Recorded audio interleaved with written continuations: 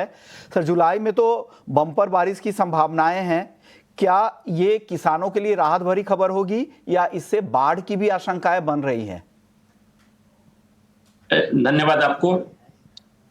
जुलाई महीने का जो पूर्वानुमान हम जारी किए हैं, इसके हिसाब से पूरी कंट्री के लिए एवरेज रेनफॉल देखें तो एबो नॉर्मल यानी सामान्य से ज्यादा बारिश होने का संभावना है और क्वांटिटेटिवली 106% से ज्यादा बारिश होने का पूर्वानुमान किया गया है। और देश भर में डिफरेंट प्लेसेस का पूर्वानुमान देखेंगे तो मेनली जो सेंट्रल इंडिया है और एडजॉइनिंग पेनिनसुलर इंडिया है, वहाँ ज्यादा बारिश होने का संभावना है। हाई कॉन्फिडेंस है उस एरिया में। इसके साथ साथ दूसरे जो हिस्सा है कंट्री का, वहाँ नॉर्मल से वो नॉर्मल रेनफॉल रहेगा, एक्सेप्ट एक्सट्रीम साउथ पेनिनसुला जो कि तमिलनाडु साउथ केरला एरिया है, और एक एरिया है नॉर्थ ईस्टर्न स्टेट्स यानी आसाम, मेघालय, अरुणाचल प्रदेश, नागालैंड, मणिपुर, मिजोरम, त्रिपुरा, एडजॉइनिंग सब वेस्ट बंगाल, वो सभी एरिया में सामान्य से नीचे बारिश होने का संभावना है।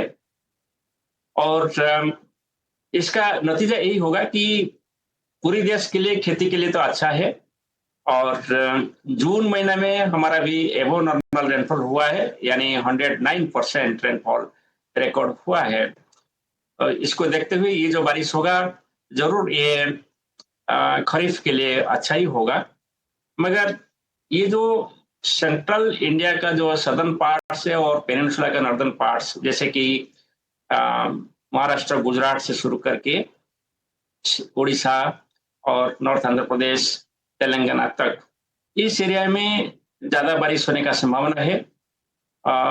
इसकी वजह से जो रिवर सिस्टम यहाँ है, जैसे कि महानदी, गोदावरी, कृष्णा, नगाबड़ी, बंशधारा, ऋषिकुल्या और ईस्ट फ्लोइंग रिवर्स जो है वेस्ट कोस्ट से, कोंकण एरिया से, वो सभी में बाढ़ की स्थिति कभी कभी डेवलप हो सकता है।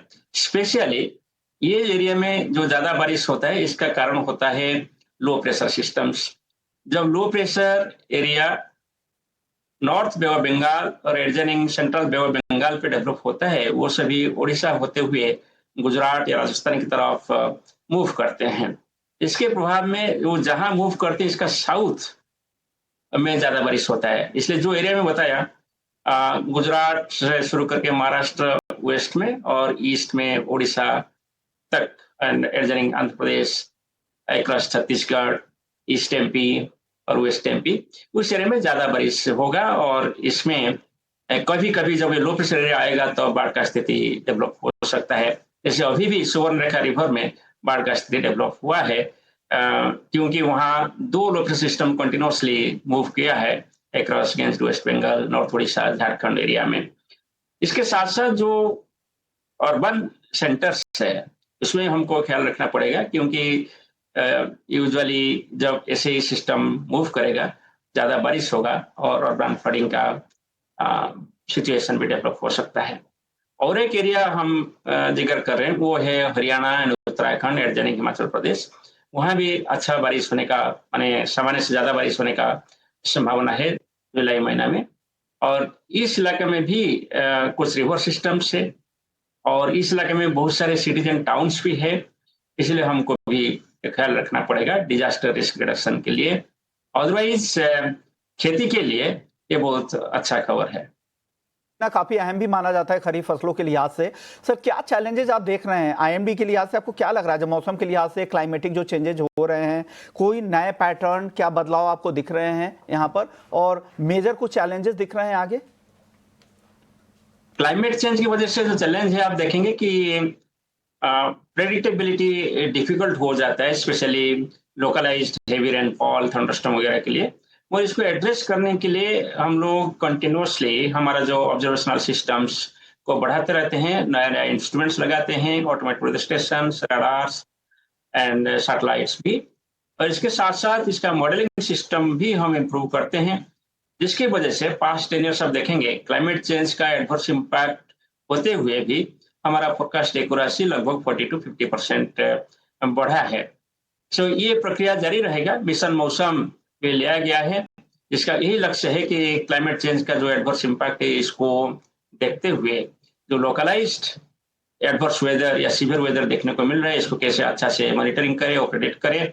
इसमें हम रडार बढ़ा रहे हैं, अभी लगभग 40 रडार हमारे पास है, ये बढ़कर 126 होने का प्लान किए हैं। और इसके साथ साथ हर पंचायत में भी ऑटोमेटेड वेदर स्टेशन लगाने के लिए minister of agriculture, minister panchayat raj और मिनिस्टर ऑफ आर्थ साइंसेस मिलकर भी काम कर रहे हैं। ओके। और भी बहुत सारे विंड प्रोफाइलर, रेडियोमीटर, जिसमें हम कंटिन्यूअसली एटमॉस्फेयर को 3 डायमेंशन में मॉनिटर करेंगे और ये सभी डाटा को हम हमारे मॉडलिंग सिस्टम जो है, मैं बोलना चाहता हूं कि लगभग 7 मॉडल्स हम हर दिन रन करते हैं और ये मॉडल रन करने के लिए हमारा जो कंप्यूटिंग पावर था इसे बढ़ा है और अभी लगभग 28 पेटाफ्लॉप मशीन है, जिसमें हम ये सभी मॉडल्स को कंप्यूट करते हुए एक इंडिजिनस डिसीजन सपोर्ट सिस्टम जो आईएमडी डेवलप किया है, इसमें हम अच्छा फोरकास्ट देंगे और नेक्स्ट 5 इयर्स में और फोरकास्ट एक्यूरेसी 10 to 15% बढ़ सकता है। बिल्कुल सही बात है। अब लगातार पेनिट्रेशन बढ़ रहा है रूरल एरिया में भी, आप लोगों के जो सिस्टम डेवलप नया किया है उससे फायदा हो रहा है, हमारे किसानों को फायदा हो रहा है, ये अच्छी बात है। शुक्रिया सर, आपने वक्त निकाला हमारे किसानों को गाइड किया कि जुलाई में किस तरह की बारिश होगी, कहाँ पे बम्पर बारिश हो सकती है, कहाँ बाढ़ के हालात है, तमाम डिटेल्स आपने शेयर किया। आपसे आगे भी पूरे मानसून सीजन में बातचीत होती रहेगी। बहुत बहुत शुक्रिया सर आपका। चलिए आगे बढ़ते हैं, हम अपने सहयोगी शरद को